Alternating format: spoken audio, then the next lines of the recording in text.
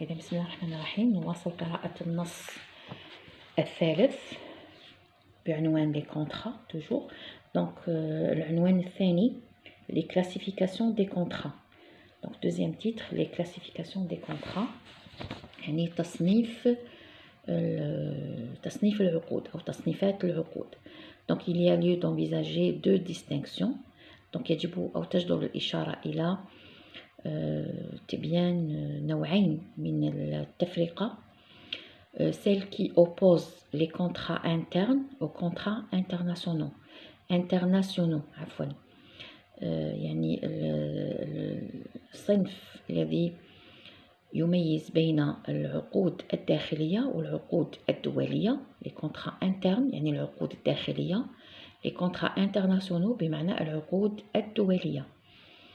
والصنف الثاني يتمثل est celle qui oppose les contrats du droit privé aux contrats régis par le droit administratif. Donc الصنف الثاني الذي يميز بين عقود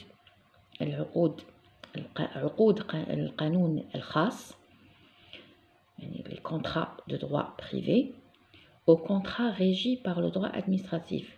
يعني تميز بين عقود القانون الخاص والعقود الإدارية. أولاً donc petit a, on va commencer par la première classification. Donc on a les contrats internes et contrats internationaux.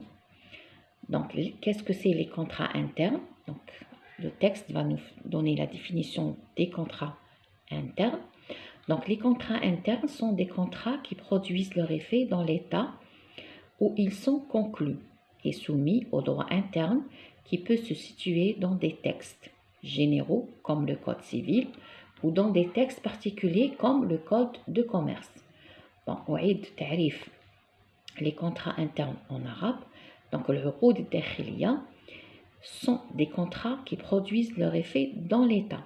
Donc هي عقود التي تحدث آثارها داخل الدولة dans l'État où ils sont conclus داخل الدولة التي تم إبرامها est soumis au droit interne وتخضع للقانون الداخلي qui peut se situer dans des textes généraux. Donc وتخضع للقانون الداخلي الذي يتواجد في النصوص العامة dans des textes généraux comme le code civil كالقانون المدني ou dans des textes particuliers أو تتواجد بالنصوص الخاصة dans des textes particuliers comme le code de commerce كالقانون التجاري. هذا بالنسبة للعقود الداخلية. الآن نواصل بالنسبة للعقود الدولية. Donc le contrat international يعني العقد الدولي هنا راهي في صيغة المفرد est celui qui produit ses effets dans au moins deux États et se distingue du contrat interne au niveau du droit applicable. Ainsi les contrats relatifs au commerce extérieur et on admet que les contractants choisissent le droit qui sera applicable au contrat. Bon, maintenant je vais reprendre ce texte. Bien sûr, l'autre partie est dans une autre page. Donc après, je vais faire glisser la deuxième page. Mais je reprends maintenant cette définition en arabe. Donc, je reprends ces deux phrases, ces deux dernières phrases de cette page.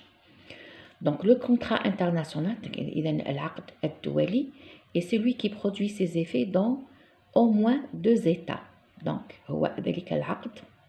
donc يعرف على أساس أنه ذلك العقد الذي يحدث آثاره على الأقل في دولتين et se distingue ويختلف عن العقد الداخلي. Donc il se distingue du contrat interne au niveau du droit applicable. Donc ويختلف عن العقد الداخلي على مستوى القانون الواجب التطبيق يعني le droit applicable.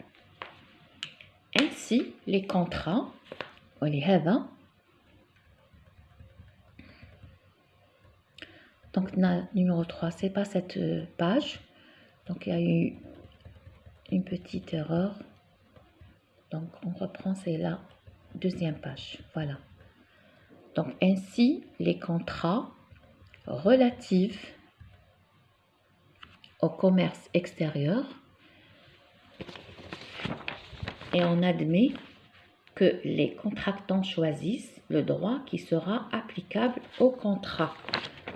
Donc, ainsi, لهذا فالعقود المتعلقة بالتجارة الخارجية يعترف للمتعاقدين الحق في اختيار القانون الواجب التطبيق في العقد.